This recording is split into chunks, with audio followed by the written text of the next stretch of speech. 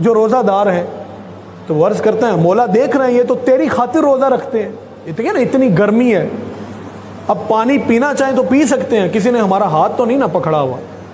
بھوک لگی ہے، بڑے شوگر کے مریض بھی روزہ رکھ لیتے ہیں، اور ان کا بھی بعض اوقات ہو جاتا ہے کہ جب وہ بھوک کو برداشت کرتے ہیں، لیکن پھر بھی اللہ کی رضا کی خاطر لوگ روزہ رکھتے ہیں، اللہ قبول کرنے والا ہے۔ تو اب اگر وہ کھانا کھا لیں تو کوئی دیکھ تو نہیں نہ رہا، پانی بھی پی لیں، گرمی اتنی ہے تو کوئی دیکھ تو نہیں رہا، لیکن کیا کرتے ہیں وہ لوگ اس لیے اب پھر یہاں پہ کسی کا ڈر نہیں ہے، نہ کوئی آپ کے کانسٹیٹیوشن میں شامل ہے کہ جو روزہ توڑے گا اس کو 6 سال قید دے دیں گے، نہ کوئی آپ کی ریاست کا ایسا قانون ہے، اب خالصتاً بندہ اللہ کی خاطر ایسا نہیں کرتا، اکیلا بھی ہونا کسی کمرے میں، یہاں پہ کوئی بھی نہ دیکھ لو، وہیں پہ بھی وہ روزہ نہیں توڑے گا، اور ویسے بھی روزہ توڑنا کوئی اچھی بات نہیں ہے۔ میرے حضور نے فرمایا جو بندہ روزہ توڑتا ہے، حضور فرماتے ہیں کہ میں سویا تو میں نے خواب میں دیکھا کہ 2 لوگ آئے اور وہ مجھے لے گئے، کسی جگہ پہ لے گئے جو بڑی دشوار کوئی پہاڑی تھی اس کے اوپر لے گئے، اور میں نے وہاں پہ دیکھا کہ بعض لوگ ہیں جن کو ان کے پاؤں کی رگوں کو نکال کے نا تو اس کے ساتھ ان کو الٹا لٹکایا ہوا ہے اور ان سے خون بہہ رہا ہے۔ تو حضور نے پوچھا یہ کون سے لوگ ہیں؟ تو عرض کرتا ہے یا رسول اللہ یہ وہ لوگ ہیں جو روزہ جان بوجھ کے توڑ دیتے ہیں۔ تو دوستو اس لیے روزہ رکھنے کے جہاں پہ برکات ہے وہاں پہ اس کو چھوڑنے کا بہت بڑا عذاب بھی ہے، اور ویسے بھی اللہ تبارک و تعالیٰ پھر روزہ داروں پہ ہی کرم کرتا ہے۔ کیا فرمایا حضور نے؟ 10 لاکھ ہر رات،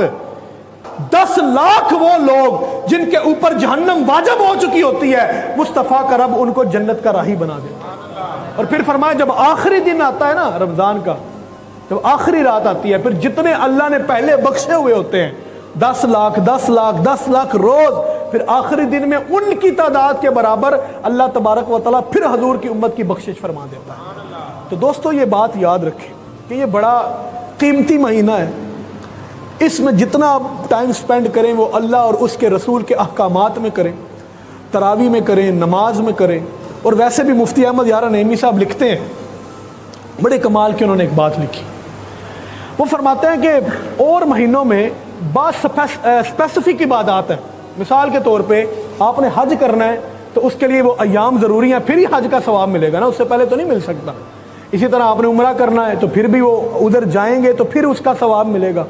تو آپ فرماتے ہیں کہ یہ رمضان ایسا ہے کہ اس میں پورا مہینہ روزے دار سوتا ہے تو وہ بھی اللہ تبارک و تعالیٰ اس کی عبادت لکھ دیتا ہے، وہ جاگتا ہے وہ بھی عبادت ہے، وہ کھانا کھاتا ہے وہ بھی عبادت ہے، وہ افطار کرتا ہے وہ بھی عبادت ہے، وہ تراویح میں کھڑا ہوتا ہے وہ بھی عبادت ہے، وہ تھک کے تھوڑی دیر کے لیے آرام کرتا ہے تو وہ بھی عبادت ہے۔ یعنی کہ اللہ نے اس مہینے کی ہر گھڑی کو جو ہے وہ امت محمدیہ کے اوپر عبادت بنا دیا ہے، تو پھر کیوں نہ